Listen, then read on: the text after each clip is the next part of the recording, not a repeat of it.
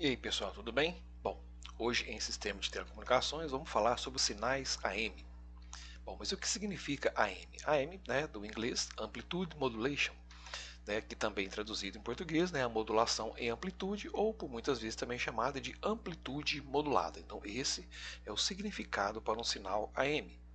Bom, o sinal AM ele é composto basicamente, né, de duas partes: um sinal modulador, né, que é o elemento que vai trazer a informação, o elemento que vai carregar a informação, que é a portadora, né, e o sinal propriamente dito, que é a composição do sinal modulador com a frequência da portadora. Este é o sinal modulado. Bom, então no sinal AM, né, nós temos que a variação ocorre simplesmente na amplitude. É nela que nós iremos transportar as informações. Né? Com isso, né, a frequência e a fase da portadora vão permanecer sempre inalteradas. Apenas a amplitude é que terá a informação, apenas a amplitude que sofrerá informações. Então, no sinal AM, somente a amplitude muda, frequência e fase vão permanecer basicamente as mesmas. Bom, nós temos, né, diversas classificações para os sinais AM. Podemos classificar de acordo com a banda, DSB, SSB ou VSB, Dual Sideband, Single Sideband e Vestigial Sideband. Cada uma dessas classificações indica, né, como que a quantidade de bandas que estão sendo transmitidas ou se parcialmente, né, ela está sendo transmitida. Uma outra classificação, né, que nós podemos incluir também nos sinais AM, né, é FC e SC, Full Carrier e Superside Carrier, ou seja, nós podemos incluir a portadora ou podemos suprimir a portadora. Quando fizermos análise de potência nos circuitos de sinais AM, veremos a importância, né, da supressão do sinal e também de dificuldades que isso impõe na transmissão e recepção do sinal. E por fim, né, com relação à parte da banda que será transmitida, né, podemos classificar de duas formas, né, LSB e USB, né, Lower Sideband e Upper Sideband. Então, dependendo de como, né, você transmite o sinal AM, você pode ter, né, a inclusão da portadora ou a supressão da portadora, ou transmitir parcialmente, né, as bandas que irão compor o sinal AM. Bom, hoje vamos falar sobre a MDSB-SC. Bom, primeiramente vamos caracterizar esse tipo de sinal, né, de amplitude modulada. Bom, AM, né, porque é Amplitude Modulation, né, modulação em amplitude. Bom, temos também a parte DSB, que é o Dual Sideband, o dupla banda lateral. E SC, né, porque nós temos aqui a supressão, né, da portadora. Né, então, Supersede Carrier, né, portadora suprimida. Então, diferente da AM DSB FC, né, em que se transmite também a portadora, nesse caso da SC nós veremos que a portadora será suprimida.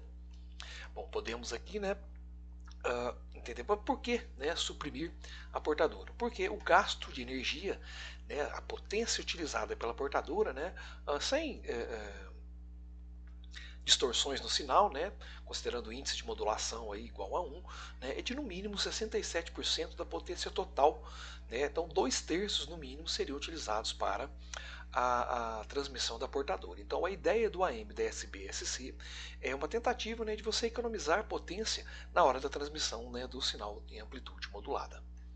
Bom, nós podemos aqui entender então, né, que como que você vai fazer isso? Suprimindo a portadora. Então você vai pegar o sinal e vai transmitir apenas a informação. Então neste caso você ocupa todas as raias, né, da transmissão exclusivamente com a informação, né, com o sinal modulante. Bom, temos aqui, né, uma representação, né, do sinal em AM. Né? Então nós teremos aqui um produto, né, de uma constante, né, um sinal modulado e o sinal aqui da portadora. Né? Bom, utilizando, né, técnicas trigonométricas, né, rearranjando aqui os termos, né, nós chegamos aqui a uma equação, né, da seguinte forma. Né? Nós temos um termo inicial aqui multiplicando todo um conjunto, né, de dois cossenos, né, que estão aqui com uma diferença entre frequências e uma soma de frequências. Na verdade, né, a diferença da frequência da portadora para a frequência modulante, né, e a soma da frequência da portadora mais a frequência da modulante. Então nós temos aqui dois termos diferentes do sinal AM, DSB, FC. definindo aqui, né, que o K vai ser aqui uma constante de proporcionalidade, né, o M, né, vai ser aqui o índice de modulação, né, E0 é a amplitude do sinal da portadora, EM é a amplitude do sinal modulante, né, fazendo aqui o arranjo, considerando aqui nessa constante de proporção igual a 1, né, nós podemos definir o índice de modulação M igual a amplitude do sinal modulante dividido pela amplitude do sinal da portadora.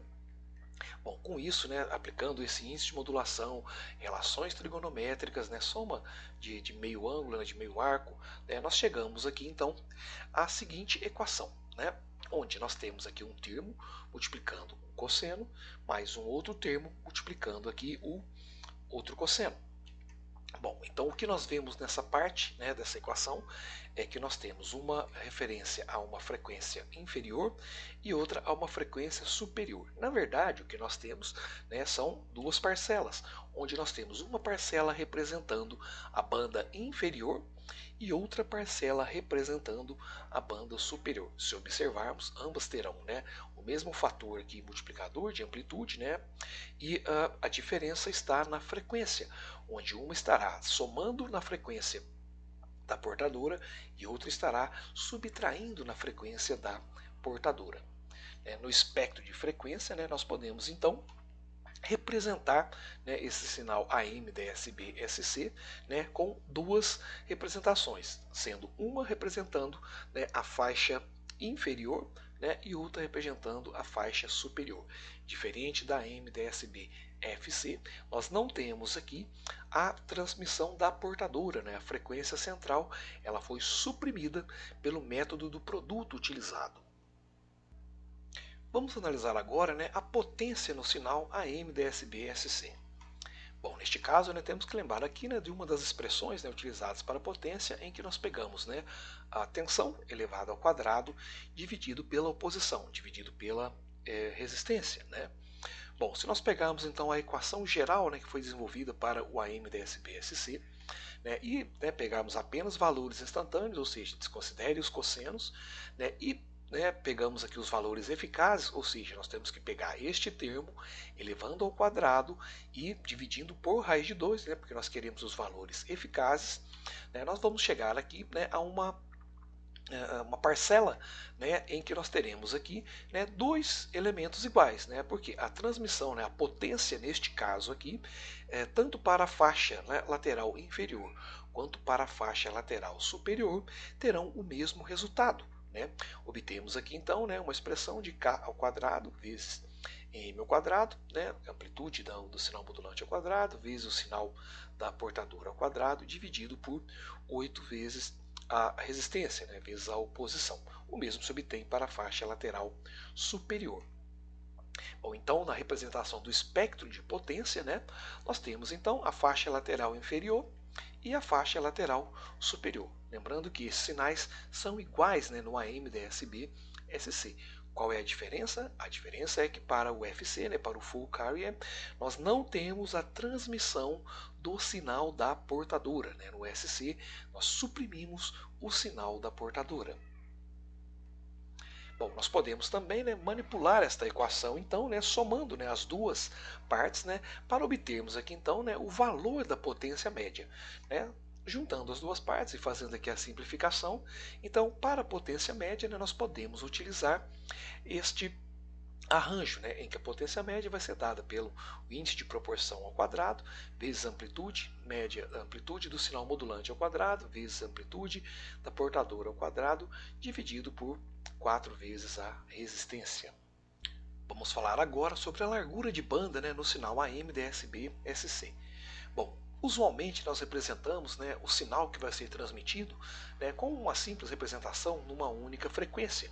Mas normalmente, né, para a faixa de áudio, né, nós teremos aí normalmente, né, uma faixa aí de 20 a 20 kHz. Né, na faixa, por exemplo, da telefonia se utiliza aí de 300 até em torno aí de 4 kHz. Bom, nós podemos fazer essa representação da faixa de transmissão, no formato retangular ou às vezes na representação aqui também no formato triangular. Estes sinais serão os sinais que serão representados né, indicando aqui, né, qual que é a faixa que o sinal AM, DSB, SC irá ocupar. Neste caso, então, né, nós temos aqui a transmissão, né, de forma que nós tenhamos aqui a parte superior e a parte inferior, né. Observe que a parte inferior, né, ela vai ter, né, aqui estaria, né, a frequência central. Então, começando aqui da faixa de áudio, né, de 20 a 20 kHz, né, nós teríamos que substituir, né, subtrair, na verdade, né, da frequência principal da portadora, 20 Hz, e também, né, o limite inferior, né, a frequência da portadora menos 20.000, né, 20 kHz. Esse seria o espaço ocupado pela banda inferior. Para a banda superior, né, nós podemos então somar 20 Hz e somarmos 20 kHz para identificarmos aqui, né, a faixa lateral superior do sinal AM, DSB, SC que foi transmitido. E obviamente nós não teremos aqui a representação da portadora. Por quê? Porque neste modelo a portadora foi suprimida. Nós podemos também representar no formato, né, retangular. A diferença mesmo será apenas a representação, mas os limites, né, mínimos e máximos, né, das faixas laterais inferior e das faixas laterais superior serão da mesma forma. A diferença é, ao invés de termos um triângulo, teremos aqui um retângulo. Bom, galera, com relação ao sinal AM, DSB, né, SC, né, caracterizando esse tipo de sinal, né, apresentando, né, as características de potência e também da largura de banda, né, era isso que eu queria mostrar para vocês. Que todos estejam bem, forte abraço a todos e até o próximo vídeo, pessoal.